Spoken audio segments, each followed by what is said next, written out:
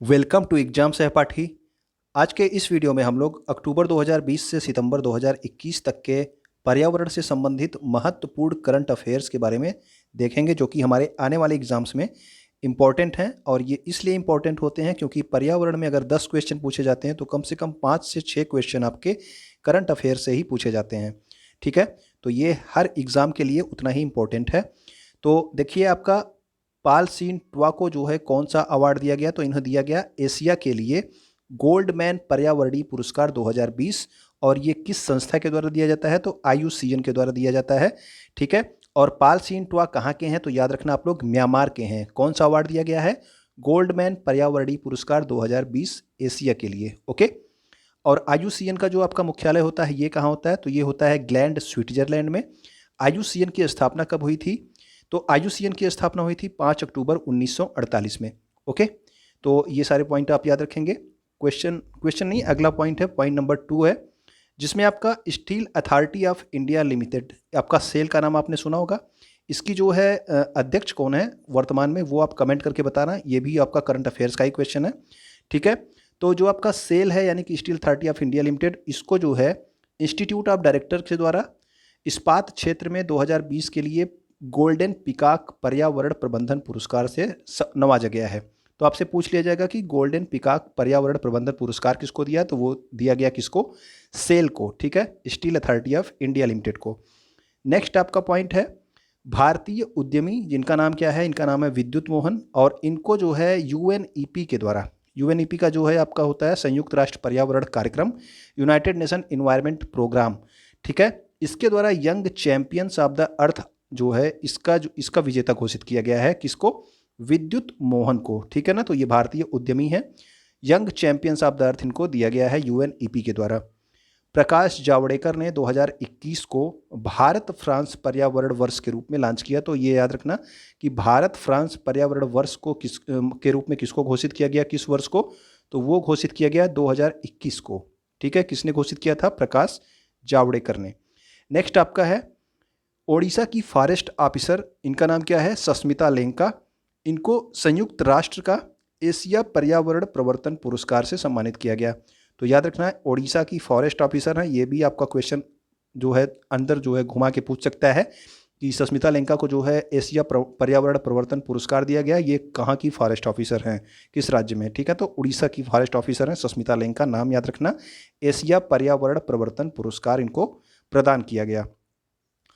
Next आपका है प्रधानमंत्री नरेंद्र मोदी को कौन सा अवार्ड दिया गया पर्यावरण से संबंधित, तो इनको सेरावीक सम्मेलन 2021 के दौरान सेरावीक वैश्विक ऊर्जा और पर्यावरण नेतृत्व पुरस्कार प्रदान किया गया। किसको, तो सेरावीक वैश्विक ऊर्जा और पर्यावरण नेतृत्व पुरस्कार किसको प्रदान किया, तो प्रधानमंत्री नरेंद्र मोदी को। तो इनका नाम है, तो ये इंपॉर्टेंट हो जाता है, तो आप याद रखना, हो सकता है ये वाला क्वेश्चन आपसे पूछ लिए जाए। नेक्स्ट आपका है संयुक्त राष्ट्र प्रमुख एंटोनियो गुटेरेस ने प्रमुख भारतीय अर्थशास्त्री, ये नाम आपको याद रखना है, लीगिया नोरोन्हा, इनको संयुक्त राष्ट्र पर्यावरण कार्यक्रम यानी कि UNEP के न्यूयॉर्क कार्यालय में सहायक महासचिव और प्रमुख के रूप में नियुक्त किया गया। और याद रखना, ये भारतीय अर्थशास्त्री थी लीगिया नोरोन्हा, जिनको संयुक्त राष्ट्र पर्यावरण के कार्यक्रम में सहायक महासचिव और प्रमुख के रूप में नियुक्त किया गया है। नेक्स्ट आपका ये आपका मोस्ट इंपॉर्टेंट है, ये क्वेश्चंस आपसे व्हिटली अवार्ड्स आपसे हमेशा पूछे जाते हैं। ठीक है, तो व्हिटली अवार्ड 2021 किसको दिया गया, तो ये दिया गया है नुक्लू फोम को। और याद रखना ये कहाँ के हैं, तो ये भारतीय हैं, नागालैंड के पर्यावरणविद हैं। ठीक है, पर्यावरणविद कहाँ के हैं, नागालैंड के, नागालैंड भारत में ही है। तो नुक्लू फोम को WWF का व्हिटली अवार्ड, WWF क्या है, वर्ल्ड वाइल्ड लाइफ फंड, ठीक है ना, ये एक संस्था है, यही जो है ये व्हिटली अवार्ड प्रदान करती है। या तो आपसे क्वेश्चन में पूछ लिया जाएगा कि किसको जो है ग्रीन ऑस्कर दिया गया, तो ग्रीन ऑस्कर व्हिटली अवार्ड को ही कहा जाता है, ये भी याद रखना। तो ग्रीन ऑस्कर दिया गया नुक्लू फोम को, जो कि नागालैंड के हैं। ओके, अगला है आपका प्रसिद्ध पर्यावरणविद सुंदरलाल बहुगुणा का निधन हो गया। याद रखना, सुंदरलाल बहुगुणा का नाम क्यों इंपॉर्टेंट है, क्योंकि इन्होंने चिपको आंदोलन जो है, चिपको आंदोलन का नाम किसके साथ जुड़ा हुआ है, तो ये आपके सुंदरलाल बहुगुणा के साथ जुड़ा हुआ है, और इनका हाल ही में निधन हो गया, तो ये भी इंपॉर्टेंट हो जाते हैं। 1980 के दशक में हिमालय के बड़े बांधों यानी कि जो टिहरी बांध का जो निर्माण हो रहा था, उसके खिलाफ भी इन्होंने आंदोलन किया था, ये भी आप याद रखना। ठीक है, बहुगुणा ने स्थानीय महिलाओं के साथ मिलकर 70 के दशक में पारिस्थितिक रूप से संवेदनशील क्षेत्रों में पेड़ों की कटाई को रोकने के लिए चिपको आंदोलन शुरू किया था। तो ये आपके सुंदरलाल बहुगुणा का निधन हो गया, याद रखना। नेक्स्ट आपका है पर्यावरण दिवस। तो विश्व पर्यावरण दिवस कब मनाया जाता है? तो ये मनाया जाता है आपका 5 जून को, ठीक है। थीम क्या है? तो थीम आपका है री इमेजिन, रिक्रिएट और रीस्टोर, या फिर इसका जो फोकल पॉइंट था वो था इकोसिस्टम रिस्टोरेशन, ठीक है ना। तो ये आपके री इमेजिन, रिक्रिएट, रीस्टोर और इसका फोकल पॉइंट रहा आपका इकोसिस्टम रिस्टोरेशन। तो ये आप दोनों पॉइंट याद रखेंगे, कोई भी आपको एग्जाम में मिल सकता है। और विश्व पर्यावरण का दिवस का जो आपका मेज़बान देश था वो कौन सा था? वो था आपका पाकिस्तान, ठीक है। नेक्स्ट आपका एक जो है फिल्म थी आपकी अरुणाचल प्रदेश की, जिसका नाम क्या था? वाटर ब्यूरियल, ठीक। वो इसको जो है 67वें राष्ट्रीय फिल्म पुरस्कार 2021 में पर्यावरण संरक्षण पर राष्ट्रीय फिल्म का जो है सर्वश्रेष्ठ फिल्म का राष्ट्रीय पुरस्कार दिया गया। ओके, तो फिल्म का नाम याद रखना, वाटर ब्यूरियल कहाँ की है? अरुणाचल प्रदेश की। 67वें राष्ट्रीय फिल्म पुरस्कार 2021 में पर्यावरण संरक्षण पर ये फिल्म थी, तो इसको जो है सर्वश्रेष्ठ फिल्म का राष्ट्रीय पुरस्कार दिया गया पर्यावरण संरक्षण पर जो फिल्म बनी है उसके लिए। ओके, नेक्स्ट आपका है राजस्थान का पर्यावरण संगठन है जिसका नाम क्या है? Familial forestry. तो ये राजस्थान का एक पर्यावरण संगठन है फैमिलियल फॉरेस्ट्री। इसको संयुक्त राष्ट्र कन्वेंशन टू कॉम्बैट डिजर्टिफिकेशन यानी कि UNCCD के द्वारा लैंड फॉर लाइफ अवार्ड से सम्मानित किया गया। तो लैंड फॉर लाइफ अवार्ड किसको जो है दिया गया? तो ये आपके राजस्थान का पर्यावरण संगठन है जिसका नाम क्या है? फैमिलियल फॉरेस्ट्री, ठीक है। तो इसको लैंड फॉर लाइफ अवार्ड दिया गया है। नेक्स्ट आपको याद रखना है केंद्रीय पर्यावरण, वन और जलवायु परिवर्तन मंत्री, अभी जो है जुलाई में आपने देखा था कि मंत्रालयों में काफ़ी जो है नए मंत्री बने थे। तो ये आपके भारत के जो नए मंत्री हैं पर्यावरण से संबंधित, उनका नाम क्या है? तो उनका नाम है आपका भूपेंद्र यादव, ठीक है ना। तो याद रखना। अगला है आपका मुंबई महाराष्ट्र के हैं ये 12 वर्षीय पर्यावरण कार्यकर्ता, इनका नाम क्या है? नाम है अयान सांकता, और इनको 2021 इंटरनेशनल यंग इको हीरो के रूप में नामित किया गया है। तो 2021 का इंटरनेशनल यंग इको हीरो किसको बनाया गया है? तो ये आपके अयान सांकता हैं जो कि मुंबई महाराष्ट्र के हैं। इनकी उम्र क्या है? 12 वर्ष। फ्रांस सरकार ने वीडियो कॉन्फ्रेंसिंग के द्वारा चौथी वन प्लैनेट समिट का आयोजन किया, और इसका क्या उद्देश्य है? विश्व की जैव विविधता का रक्षा करना। तो याद रखना, आपसे क्वेश्चन पूछा जा सकता है कि विश्व की जैव विविधता की रक्षा करने के लिए जो आपका वन प्लैनेट समिट है ये किस देश की सरकार द्वारा जो है होस्ट किया गया? तो वो आपकी थी फ्रांस सरकार, इसके द्वारा इसका आयोजन किया गया, ठीक है ना। वन प्लैनेट समिट किससे संबंधित है ये भी आपसे पूछा जाता है। तो ये आपके विश्व की जैव विविधता की रक्षा करने से संबंधित है। अगला आपका है कि अंतर्राष्ट्रीय जैव विविधता दिवस अगर आपसे पूछ लिया जाए तो ये आपका कब मनाया जाता है? तो ये मनाया जाता है 22 मई को, ये आपको याद रखना है। और एक नाम आप याद रखना, साजी NM। क्यों याद रखना है ये नाम? क्योंकि इनको जो है भारत जैव विविधता पुरस्कार 2021 से सम्मानित किया गया, ठीक है। तो भारत जैव विविधता 2021 से किसको सम्मानित किया गया? वो आपको सम्मानित किया गया साजी NM को। इनको जो है प्यार से क्या बोला जाता है? केरल का ट्यूबर मैन। तो साजी NM को जो है केरल का ट्यूबर मैन भी कहा जाता है। और इनको ये भारत जैव विविधता पुरस्कार क्यों दिया गया? क्योंकि ये आपके पालतू प्रजातियों के संरक्षण के लिए इन्हें जो है ये पुरस्कार दिया गया, भारत जैव विविधता पुरस्कार साजी NM को, ठीक है। नेक्स्ट आपका है महाराष्ट्र सरकार ने एक अधिसूचना जारी करके सिंधुदुर्ग जिले में अंबोली क्षेत्र को जैव विविधता विरासत स्थल घोषित किया है। तो याद रखना, एक नया जैव विविधता विरासत स्थल घोषित किया गया है महाराष्ट्र सरकार के द्वारा सिंधुदुर्ग जिले में अंबोली क्षेत्र को, ठीक है ना। अंबोली क्षेत्र को जैव विविधता विरासत स्थल घोषित किया, कहाँ की सरकार ने? महाराष्ट्र सरकार ने। और जो है इनके जो है आपके मुख्यमंत्री थे महाराष्ट्र के, उनके बेटे का नाम क्या है? तेजस ठाकरे। इन्होंने अंबोली के पास जो है मीठे पानी की एक मछली की प्रजाति की खोज की जिसका नाम क्या है? सिस्टूरा हिरण्यकेशी। ओके, नेक्स्ट है आपका आसन कंजर्वेशन रिजर्व जो है ये उत्तराखंड का पहला रामसर स्थल बना है, ठीक है, जो इसको अंतर्राष्ट्रीय महत्व का वेटलैंड बनाता है। तो याद रखना, ये पूछा जा सकता है कि उत्तराखंड का पहला रामसर स्थल कौन है? तो वो है आपका आसन कंजर्वेशन रिजर्व।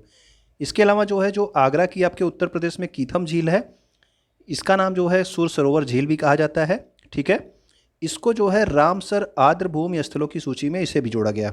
यानी कि क्या उत्तर प्रदेश से कीथम झील को भी रामसर जो है सूची में जोड़ा गया। सब इसी साल के करंट अफेयर्स है, इसीलिए आपको बताया जा रहा है। ठीक है, वर्तमान में जो आपके रामसर स्थल है वो कितने हैं, तो वो आपके 46 हो गए हैं। ठीक है, तो देखिए रामसर सूची में शामिल हुए भारत के 4 और अन्य स्थल। तो कौन कौन से स्थल शामिल हुए हैं? थोल जो है ये आपके गुजरात में है, वधावन ये भी गुजरात में। तो 2 जो है आपके गुजरात से शामिल किए गए हैं। पहले आपके 42 थे, अब कितने हो गए? अब हो गए 46। सुल्तानपुर जो है हरियाणा में, और भिंडावास कहाँ पे है? हरियाणा में। तो 2 आपके हरियाणा से और 2 आपके गुजरात से।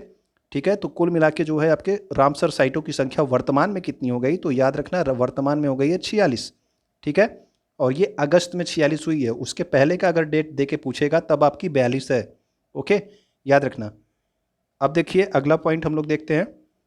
भारतीय जीव वैज्ञानी जिनका नाम क्या है? शैलेंद्र सिंह। इनको जो है 3 अति लुप्तप्राय कछुआ संरक्षण प्रजातियों को विलुप्त होने के कगार से वापस लाने के लिए बहलर कछुआ संरक्षण पुरस्कार से सम्मानित किया गया। तो याद रखना बहलर कछुआ संरक्षण पुरस्कार से किसको सम्मानित किया गया? तो वो सम्मानित किया गया है भारतीय जीव विज्ञानी शैलेंद्र सिंह को। ठीक, अगला है आपका महाराष्ट्र के बुढ़लाना जिला के लोनार झील जो है इसको रामसर संरक्षण संधि के रूप में जो है सम्मिलित किया गया है। तो याद रखना ये आपका लोनार झील जो है इसको भी सम्मिलित किया गया, और आसन कंजर्वेशन रिजर्व जो आपका वहाँ पे है उत्तराखंड में उसे, और कीथम झील, इन सबको पिछले 1 साल में ही जो है रामसर स्थलों की सूची में शामिल किया गया है। और ये 4 तो अभी आपने देखे जिसकी वजह से आपके 46 हो गए। ठीक है, 2 आपके गुजरात में, 2 आपके हरियाणा में। ओके, तो भारत का पहला वेटलैंड संरक्षण प्रबंधन केंद्र जो है ये कहाँ पे स्थापित किया जा रहा है? तो ये आपके चेन्नई में स्थापित किया जा रहा है। ये भी जो है आपका इसी वर्ष का करंट अफेयर्स है, याद रखिएगा। भारत का पहला है आपका वेटलैंड संरक्षण प्रबंधन केंद्र। ठीक है, तो आर्द्र भूमि आपका संरक्षण प्रबंधन केंद्र कहाँ पे स्थापित किया जा रहा है? चेन्नई में। ठीक, तो नेक्स्ट पॉइंट है आपका, प्रधानमंत्री श्री नरेंद्र मोदी ने जल संरक्षण के लिए विश्व जल दिवस, तो विश्व जल दिवस कब मनाया जाता है? तो ये होता है आपका 22 मार्च को। तो 22 मार्च 2021 को जल शक्ति अभियान कैच द रेन का जो है प्रारंभ किया। तो ये आपका वर्षा का जो है जल संरक्षित करने से संबंधित अभियान है।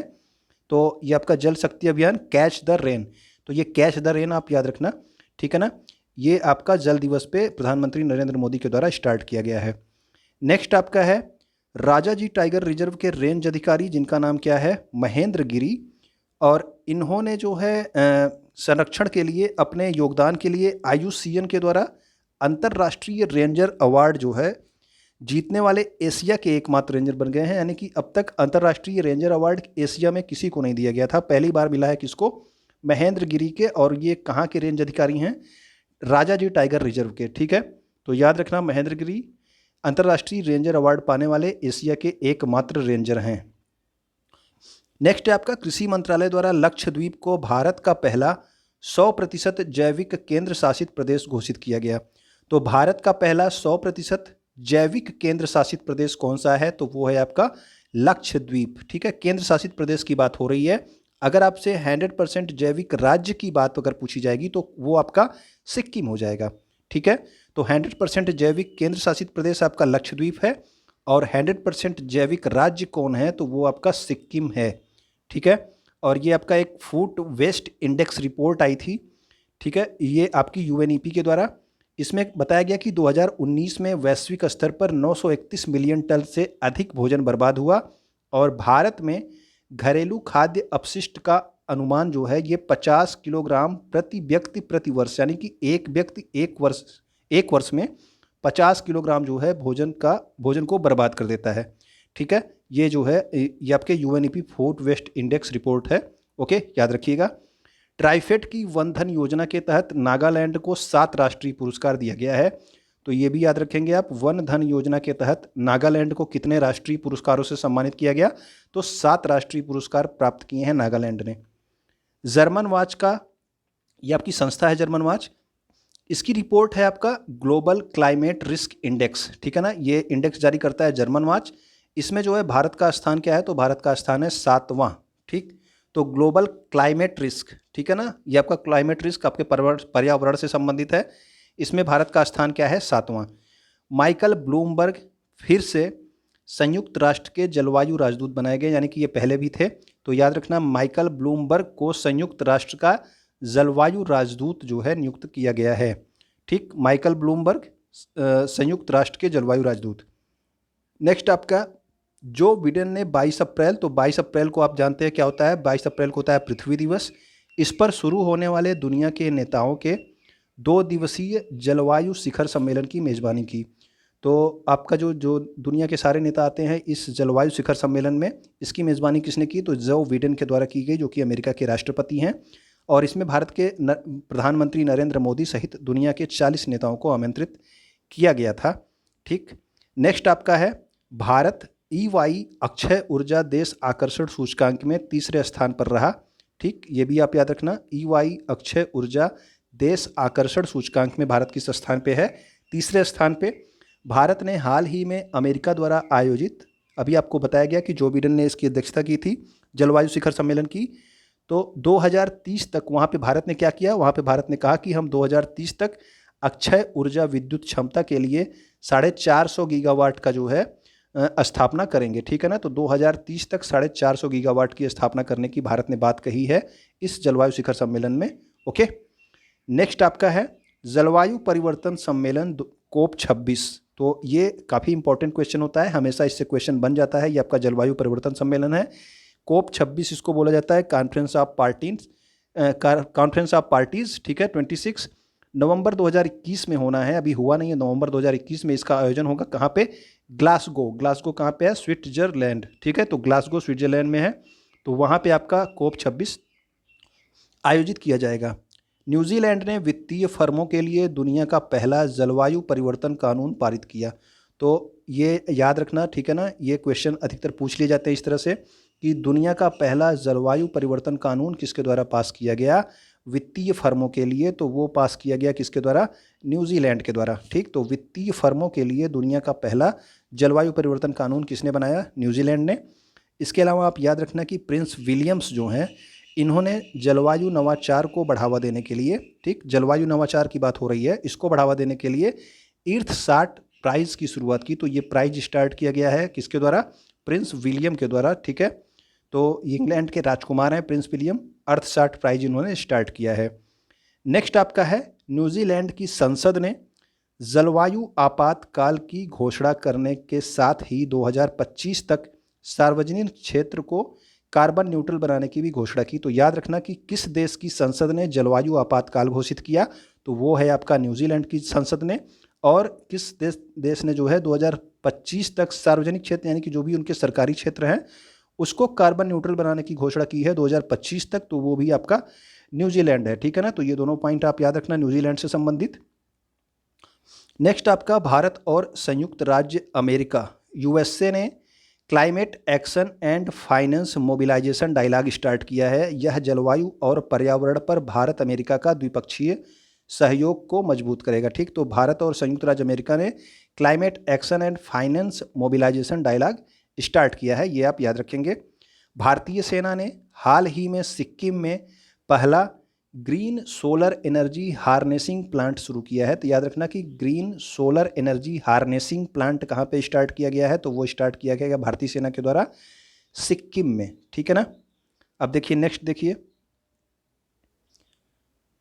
तो नेक्स्ट जो है आपका भारत का पहला ग्रीन हाइड्रोजन मोबिलिटी प्रोजेक्ट। तो ये आपका ग्रीन हाइड्रोजन मोबिलिटी प्रोजेक्ट है। तो याद रखना है, दोनों में अंतर आप कर लेना। ये आपका ग्रीन हाइड्रोजन मोबिलिटी प्रोजेक्ट आपका लद्दाख के लेह में, और आपका सोलर एनर्जी हार्नेसिंग प्लांट कहाँ पे, सिक्किम में। ठीक, तो याद रखना सोलर एनर्जी से संबंधित कहाँ पे प्लांट है, वो है सिक्किम में। और हाइड्रोजन मोबिलिटी प्रोजेक्ट कहाँ पे है, तो वो आपका लद्दाख के लेह में। यहाँ पे आप हाइड्रोजन की गाड़ियाँ चलेंगी। ठीक है ना, हाइड्रोजन से चलने वाली गाड़ियाँ चलेंगी, हाइड्रोजन की गाड़ियाँ नहीं। तो अगला देखिए, भारत की सबसे बड़ी तेल कंपनी जिसका नाम आप सब जानते हो क्या है, इंडियन ऑयल कॉरपोरेशन।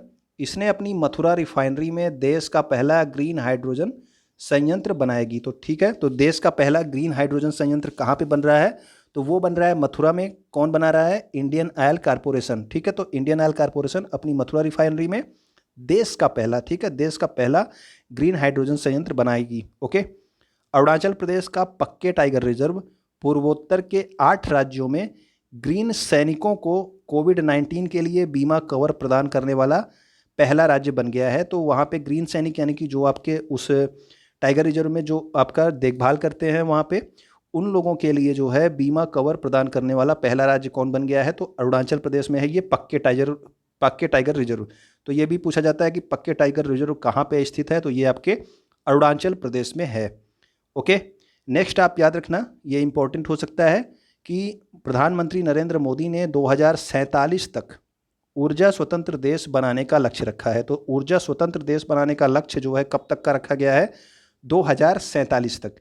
ठीक है, इसके तहत इस लक्ष्य को हासिल करने के लिए नरेंद्र मोदी ने मिशन सर्कुलर इकोनॉमी की भी शुरुआत की, और इस सर्कुलर इकोनॉमी में इलेक्ट्रिक मोबिलिटी, गैस आधारित अर्थव्यवस्था, पेट्रोल में डोपिंग, इथेनॉल और देश को हाइड्रोजन उत्पादन का केंद्र, ठीक है, तो देश को हाइड्रोजन उत्पादन का केंद्र बनाने का लक्ष्य रखा गया है, और 2047 तक ऊर्जा स्वतंत्र देश जो है बनाने का लक्ष्य रखा गया है।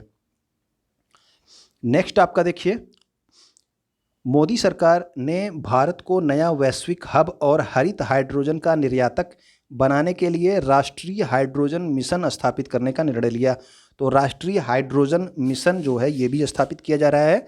क्यों स्थापित किया जा रहा है? ताकि जो है देश जो है हाइड्रोजन का निर्यातक बन सके। ओके, इसके अलावा आप एक नाम याद रखेंगे डॉक्टर धृति बनर्जी का। इनको जो है जूलॉजिकल सर्वे ऑफ इंडिया की जो है पहली महिला निदेशक नियुक्त किया गया है। और जियोलॉजिकल सर्वे ऑफ इंडिया कहाँ पे है? तो ये आपके कोलकाता में है। ठीक है, तो इम्पॉर्टेंट ये क्यों है धृति बनर्जी? क्योंकि ये पहली महिला निदेशक हैं। ठीक है ना, तो पहली महिला निदेशक हैं जिनका नाम क्या है? डॉक्टर धृति बनर्जी।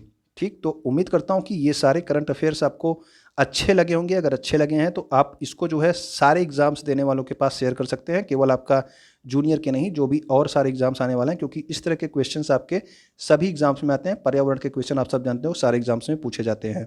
वीडियो देखने के लिए आपका बहुत बहुत धन्यवाद।